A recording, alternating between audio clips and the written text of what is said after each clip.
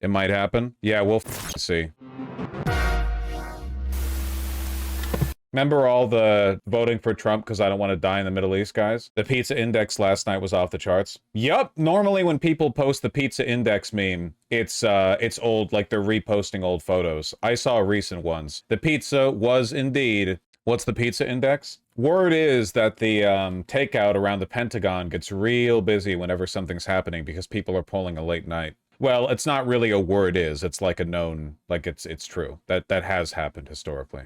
Almost all vessels have sorted out from Salman Port in Bahrain, a multinational naval base in the Persian Gulf. At least one U.S. Navy LCS, 2 minesweepers. The gay bar is less traffic than usual, too. Oof. Yeah, that's the closest gay bar to the Pentagon, Freddy's Beach Bar, is currently reporting below average activity. It's over. All you might as well break your feet now to avoid getting drafted. Did you hear Marjorie Taylor Greene is apparently against the war? Yeah, that's because Marjorie Taylor Greene, weirdly, is one of the only honest people in DC. She's a fascist, but she's a true believer, yeah. So when she, you know, runs on like no foreign wars, isolationism, MAGA, I think she actually, for the most part, kind of, you know, believes that. You see Mike Huckabee's psychotic text to Trump? Yes. Trump's national security meeting in the White House Situation Room has begun. Oh, okay. Did she genuinely believe in Jewish space lasers? Sure, yeah, why not? Okay, let's back up a second. Okay, I know that Israel fired tank rounds into a group of Palestinians going for aid,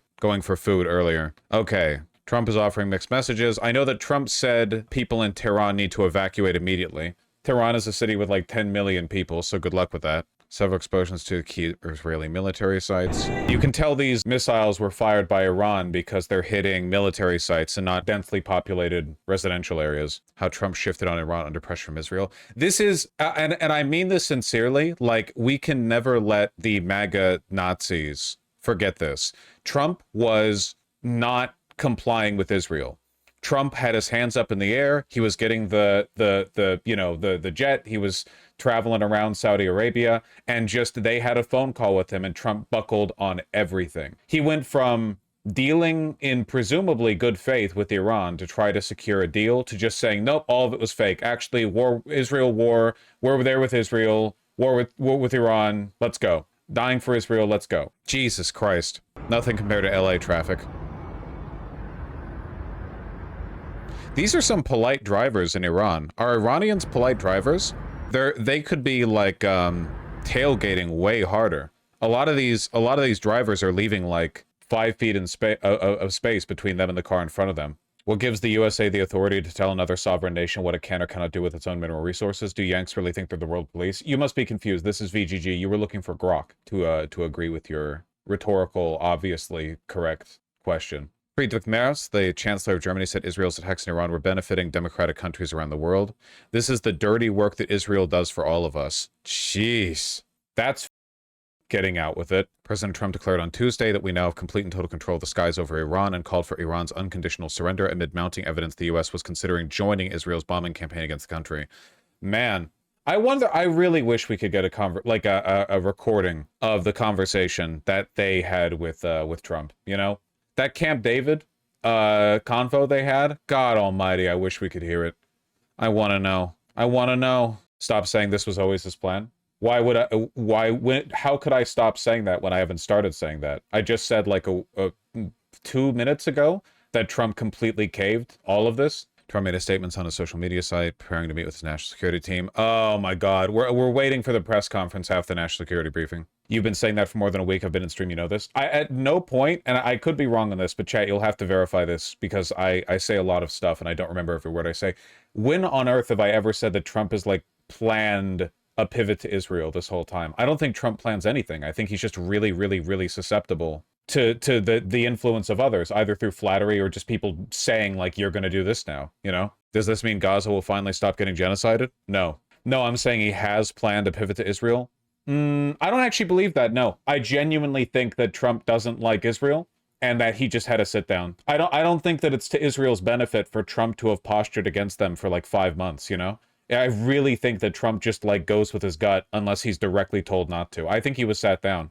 I think you could say that the broader like state apparatus always planned to eventually break Trump on this, but Trump is really, really easy to manipulate. So it's possible they were just waiting, you know, for the most opportune moment. It's literally impossible for this to happen without months of planning. For what? On whose part? Trump's? No, Trump just shifts whenever he's talked to. The state, like the broader like federal government, yeah, the military logistics, sure, but that's not Trump. Trump doesn't manage military logistics. He's not overseeing the movement of equipment and troops and planes over to the Middle East. The decision ultimately belongs to the president. Hezbollah is staying out of it. Iran shut down the internet. As Israel targets Iran's nuclear program, it is a secret one of its own. Really? Explosions in western Tehran. Iranians flee Tehran. National security meeting. Yep, we're just waiting for the national security meeting to get out. So in the meantime, let's learn what we can. Bombing. Right. Bombing. Okay. Close this, close that. Moments ago, this post on Truth Social, perhaps the key line is the first sentence. We now have complete and total control of the skies over Iran. And he seems to say American equipment is overcoming Iranian defenses. CNN's Jeff Zeleny is at the White House. First and foremost, what do we make of that post? And just before we came on the air, the president put it up there. State Department Live. Yeah, what are they talking about? I don't know if I can get to the exact one, but he has made it very clear that, oh yes, here we go. He has noted that we don't want missiles shot at civilians or American soldiers, or our patience is wearing thin. Thank you for your attention to this matter. He is making it clear, I think, here regarding certain choices on the ground that are being made, and that what we've asked for regularly is, and what he has made clear is that we were not a part of the initiation of this, certainly. We're not a part of Israel's attacks on Iran. That I think was stated very clearly by both Secretary Rubio and the President.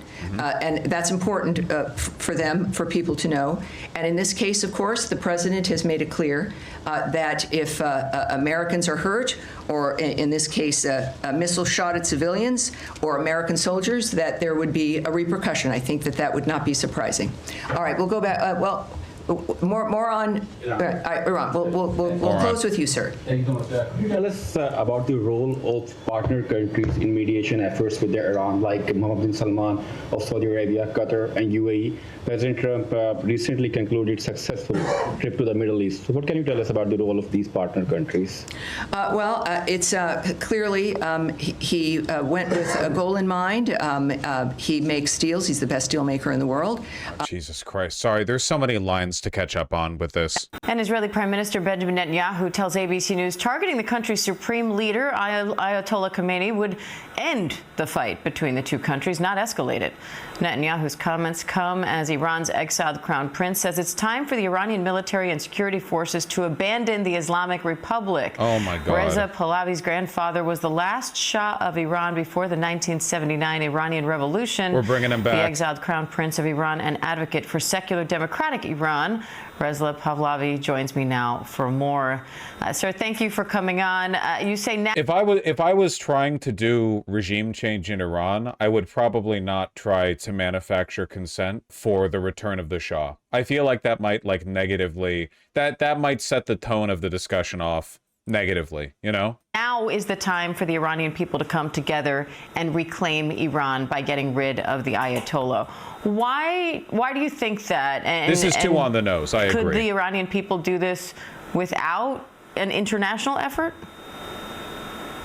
Well, first of all, this is not a new fight for us. It's been going on for decades, and particularly in the latter years, we've seen how many times the Iranians have gathered together in protest and defiance of the regime, knowing full well that as long as this regime is in place, there's no hope for a better future for all of us as Iranians. Now the opportunity has been provided in the sense that when you're fighting an extremely brutal and repressive regime, when it's been now declawed and we are sensing almost a state of collapse by the regime, by people beginning to defect, by relatives of the regime taking flight, by the leader himself Federal hiding agents in an arrested Brad underground Lander? Really? tunnel, I think that this is an opportunity that we have never had this far in the past 4 decades. And this is the best opportunity for us to finally. Holy shit, I'm looking at this guy's wiki. He was named Crown Prince when the Shah was still in power. I mean, I didn't know if it was like an older relative or like that designation would take place after, but like this was done like during the time of the Shah when he was 7. That's crazy. 6 or 7. Overcome this regime and get rid of it. So I think my fellow compatriots are energized in the fact that finally they can see light at the end of the tunnel, and all the martyrs and all the people we have lost in our struggle against this regime will not have died in vain. This is our moment in history to change not only the course of things in our own country, but something that I believe would also be to the... On his website, Pahlavi has said the state of Iran should become democratic and secular, and human rights should be respected. Whether the form of government would be that of a constitutional monarchy or a republic, he would like to leave that up to the people of Iran. Great advocate for democracy. Listen,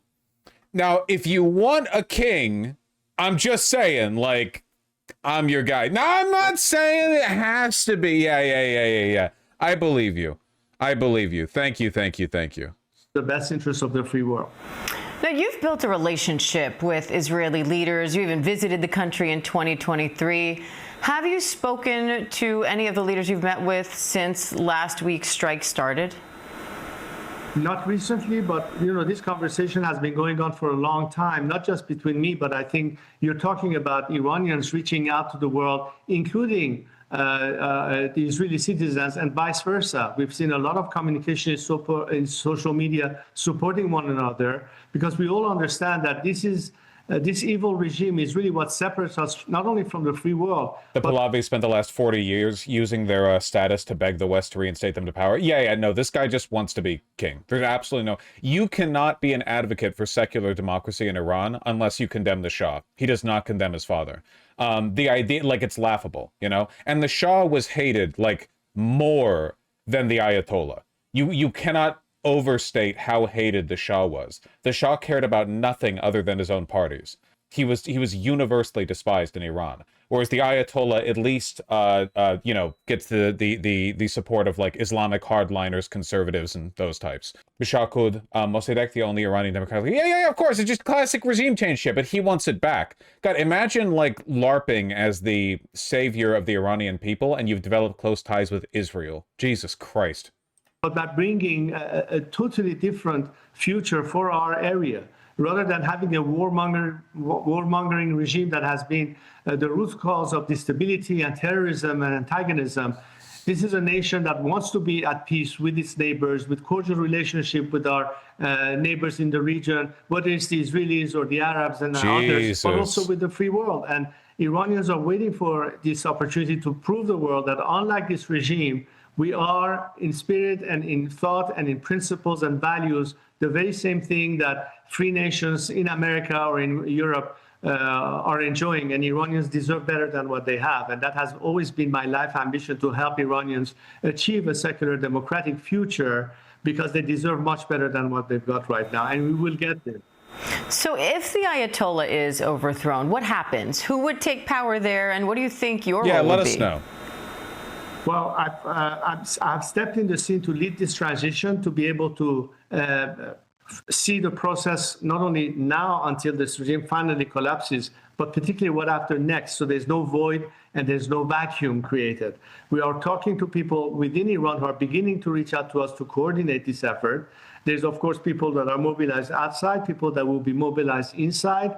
And the important thing is that while we have to maintain stability post-regime collapse, we are also addressing the transition process that leads to how eventually we reach that future that we all want to have. And so, yeah, in other words, like, he's hoping to be the guy, and he has people within Iran who would support his coup, if possible. And he's been looking to get, like, Western backing for it for a long time. There's a constitutional process that needs to take place. So basically, you're talking about an interim government that maintains orders in the country and makes sure the country continues functioning, but at the same time sets the stage for a democratic process whereby Iranians will ultimately be able to choose through the ballot box what ultimately is what they want for their own future. I'm here to lead this process of transition, and I have a plan beyond just this political transition but also for Iran's recovery and economic prosperity. Yeah, okay, that's enough of this guy. Just trying to, we're getting like a little representative slice of the moment right now, and the moment is very much we are going to invade Iran. We're trying to we're dusting off like an archaeological find here, okay? We're using a black light to like, you know, eke out what's happening here, and right now the crime scene is looking an awful lot like we're going to war with Iran. I hope you love $11 gas. I do actually, okay? Maybe it would get Americans to bicycle. Thank you. Jesus Christ. Launches from Iran 15 minutes ago. Great, great. It's speed running the lead up to the Iraq war. Well, no, there is a massive, massive difference here. I understand the how and when. I'm still confused on the why, because we're slaves to Israel. Yeah, unlike Iraq, Iran is a real country. Well, Iraq under Saddam Hussein was a real country, but Iran is more of a real country. Glory to Israel, America first. True. American officials said Trump is seriously considering joining the war and carrying out an American attack on Iran's nuclear facilities, especially the underground uranium enrichment facility at Fordo. We're gonna drop the goddamn Moab on them, or we're gonna use our bunker busters. Israel doesn't have our bunker busters. They can't produce the top of the line super bombs that we have. Major internet outage in Iran. Yeah, the Iranian government cut their internet probably to minimize intel. Iran will break into 3 unstable states. Iran is a lot more cohesive than you think, okay? If Iraq didn't break into a bunch of states, well, you could argue it kind of de facto has, but like Iran is much more of a real country than we're used to dealing with. I don't want to say it's cohesive, like every country has layers, like an onion, like Shrek, but no, this is going to be another forever war. It's either going to be another nothing ever happens moment where there's like an exchange of fire and then we declare mission success, but if we commit to this to any meaningful degree, it's going to be a forever war, which is what Netanyahu wants, of course. Netanyahu benefits more from it being a forever war. Not to minimize civilian deaths, but are you ready for an insane amount of historical buildings, art, relics spanning thousands of years of human culture that are either going to be damaged, destroyed, or stolen? Yeah, I'm ready. I mean, Israel's already glassed all of Gaza, and that had a ton of really like interesting historical relics, you know. Didn't they bombed the birthplace of Jesus or something? Like, well, you know, might as well extend the just the entire like crescent of early human civilization, you know. We're gonna reduce all of it to a slurry. How can people fall for it again with WMD's justification?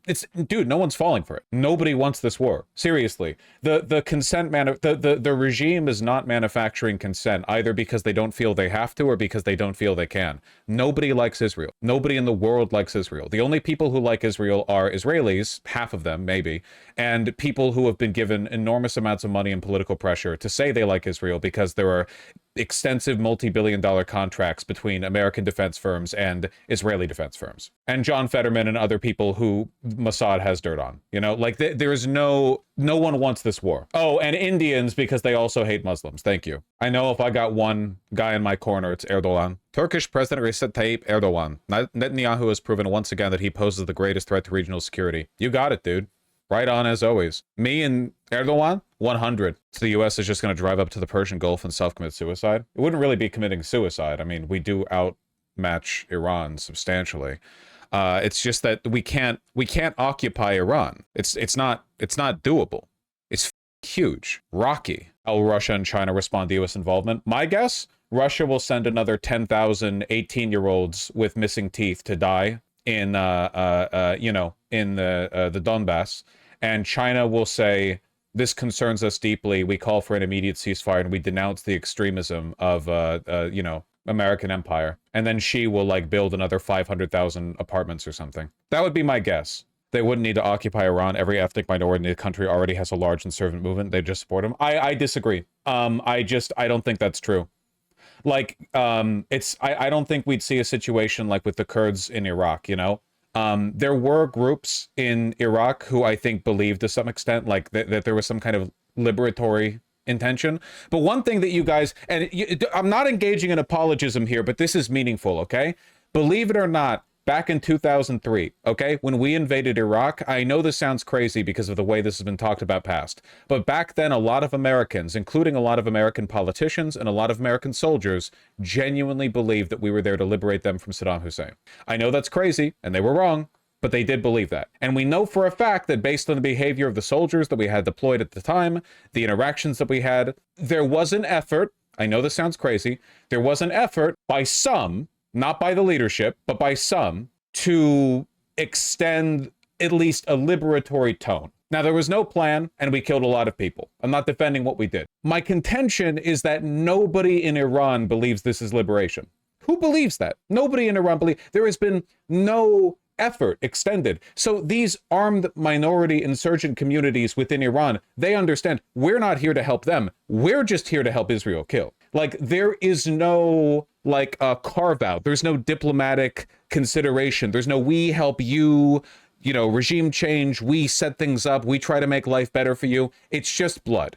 It's just blood. They might take the opportunity to kick Comrade Robin Hood, but those large Kurdish insurgent groups are probably going to end up getting, you know, bombed too. And I gotta say, much as I love the Kurdish people, if they take this moment to support like American/Israel regime change in Iran, I don't know if they're taking the right side in history. If they get a good guy in the seat, sure. But if this is like, well, we put the Shah in power, like at that point, you are literally just doing the CIA's job. You're certainly not making things better for yourself. We don't know what the US is doing yet. We just know that things are bad. Speaking of things being bad, yeah, the Huckabee tweet, or the Huckabee text message, sorry. Trump posted this. He's got the old man big text font.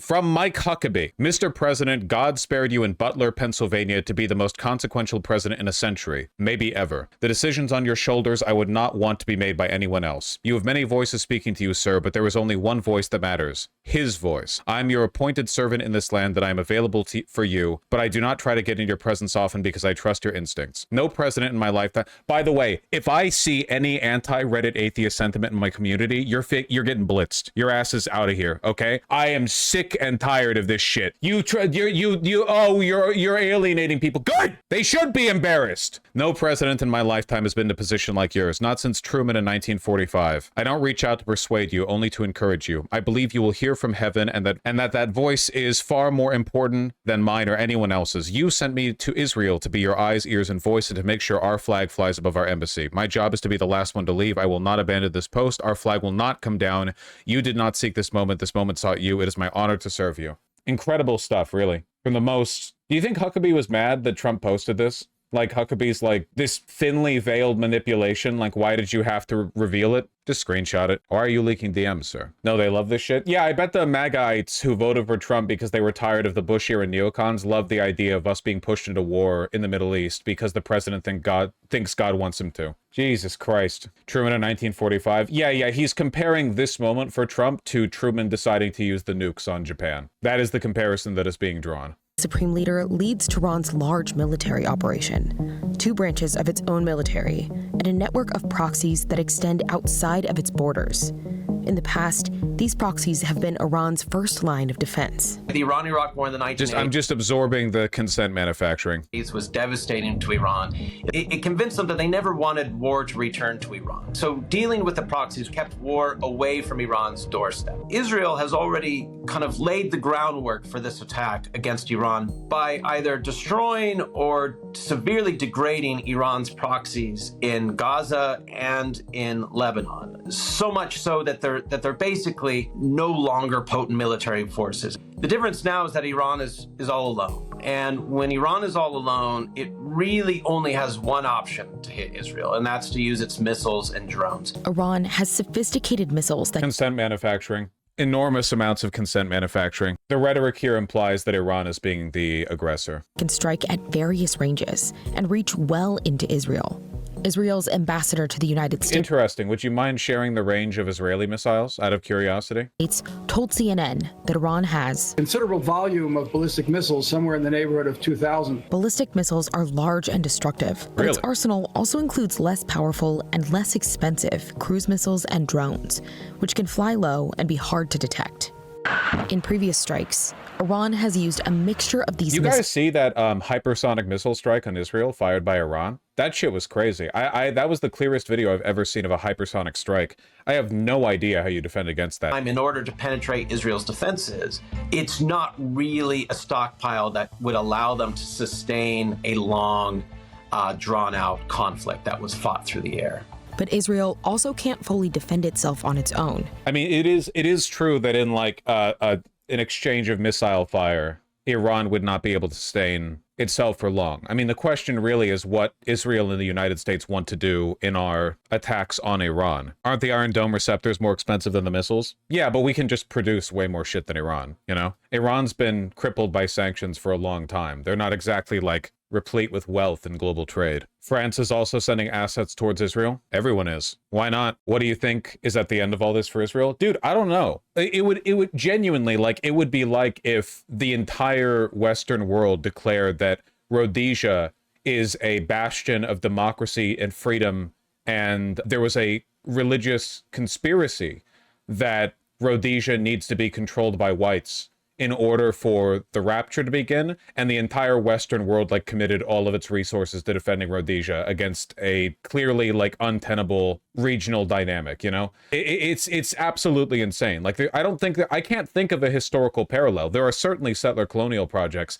but in a post, like in a modern sense, right, in the age of global trade, the idea of the whole, like, not the whole world, but the Western world kind of like consolidating its resources to defend one fringe right-wing lunatic settler cult, it's insane. Absolutely insane. You know, Israel is the one country they can't criticize. When was the last time you heard a politician criticize Israel? Not Netanyahu, Israel. Like, it's psychotic. Like, it's a level of, yeah, I don't know. Mamdani? Well, he's not. Yeah, okay, Mamdani. Sure. You know what I mean. Could the goal here be to get regime change in Iran? Unironically, no. I don't think regime change can happen because I think the goal here is forever war. Netanyahu needs it. So if they institute a regime change, that kind of, you know, prevents the forever war, right? If they successfully hand off Israel to a puppet, what would be the point of continuing to fight the war? German Chancellor praising Israel for the strikes. Yeah, well, Maris has always been a Zionist cuck. Tracking for one of those planes. Bleak. Ooh, they're heading down.